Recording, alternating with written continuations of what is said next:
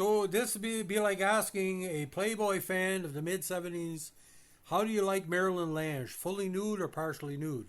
She still looks great either way, whether she has a sarong or nothing on. Same thing with hockey fans. The 1977 Canadiens were great, but so was the 78 Montreal Canadiens. And a lot of people believe that the 78 team was slightly better than the 77 team because of the quality of opposition. Now, this year season, Montreal lost 8 games in 1977, only 10 this year. 59 wins, 10 losses, 11 ties. A stellar 32-4-4 record that season. Montreal only lost 5 home games over 2 seasons in 80. The road record very strong, 27-6-7, 359 goals scored, 183 goals against. This was the last year of Sam Pollock. Now, the finished, you're going to love this, 51 points ahead of Detroit Red Wings, who barely notched 500. They were in a very weird division with Detroit, LA, a West Coast team, but Marcel Dion was there, the Pittsburgh Penguins, and the Washington Capitals. Now, a very interesting record against their opponents. Winning the Detroit division, Montreal went under the division, 4-1-1 against Detroit, 4-1-1 against Los Angeles, 5-1 against Pittsburgh, and 5-1 against Washington, 18-3-3.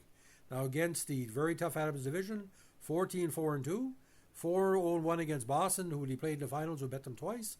Buffalo always gave him a hard time, 2-3. Cleveland, he lost 1 game to Cleveland, you can imagine that, and 4-1 against Toronto. Now against the Patrick division, the Montreal had a very strong campaign. 2-2 against Atlanta, 4-0 against the Islanders, 3-1 against the Rangers, which kind of shocked a lot of people because the Rangers always played Montreal tough, and 2-2 against Philadelphia.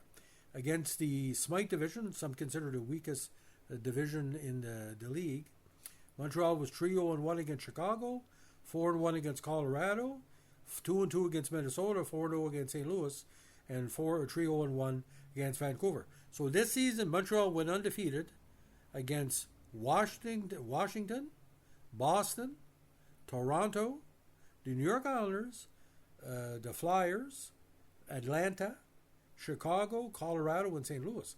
So, and Vancouver. 16-2-2 against the division. So, but winning their own division, they had a tough, they lost 3 of those games. Now, in October, this is where it played out. October, they went in an early season winning streak, but lost 2 games on Halloween weekend in the month. Now, in November, they lost twice again, Minnesota and 2-1 to Cleveland, at Cleveland. Then he lost 3 games in December, back-to-back on December 14 week against Minnesota and Pittsburgh. But here we get into January, it gets kind of freaky, ladies and gentlemen. January, they didn't lose. They're undefeated in the month. The closest they came to losing was 2 ties against the Flyers. Now in February, again, lost to the Rangers. So for January and February, 6-3 loss to the Rangers on February 25th. Now in March, again, Buffalo played them tough. Lost 1 game against Buffalo.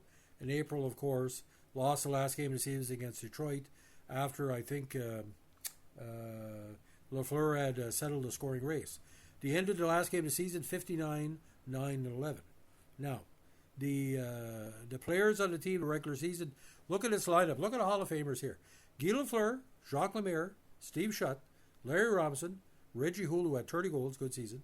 Cordway, Hall of Famer, 24 counters. A young Pierre Mondoux, 49 points, 19 goals. Pierre LaRouche, coming over from Pittsburgh, 49 points in 71 games. 49 points in 44 games, 17 goals. Guy Lapointe, 42 points in an injury-related 49-game season.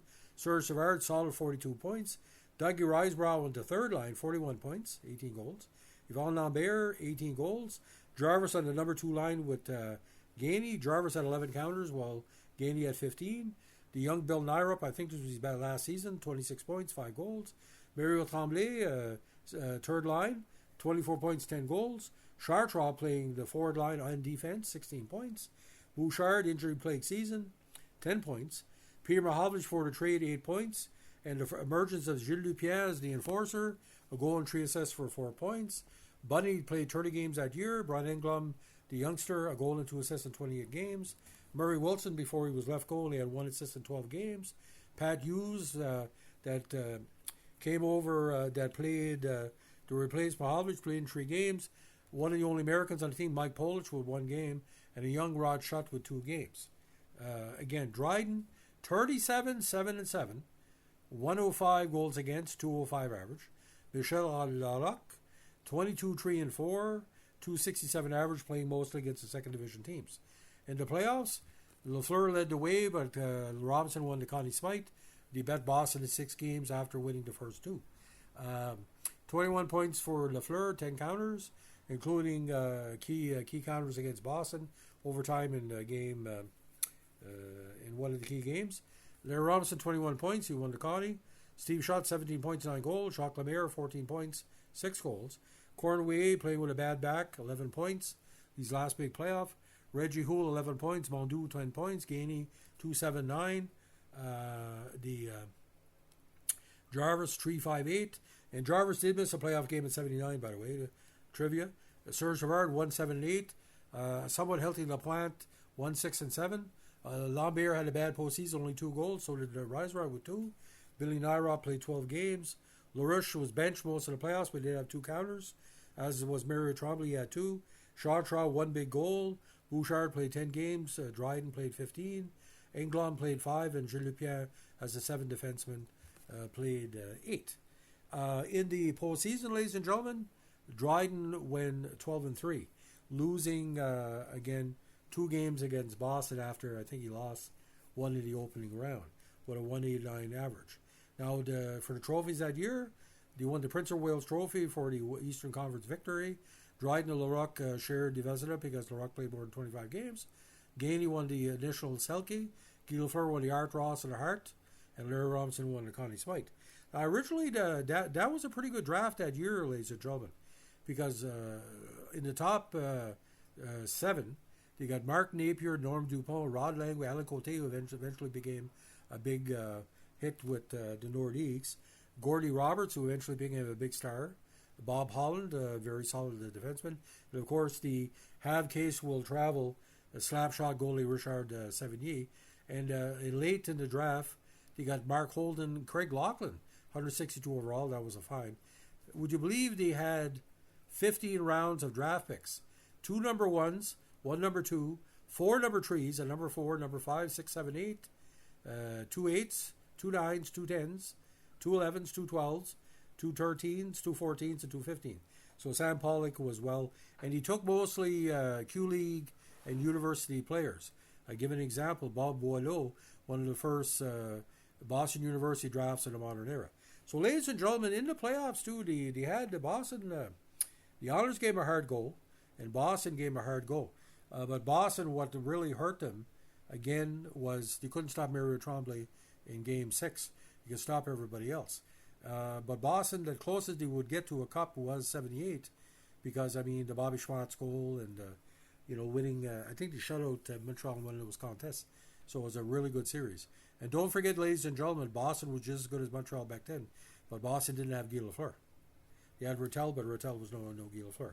So, ladies and gentlemen, if you like what you're doing with the Montreal Canadiens podcast, let us know with a like, comment, subscribe, or share.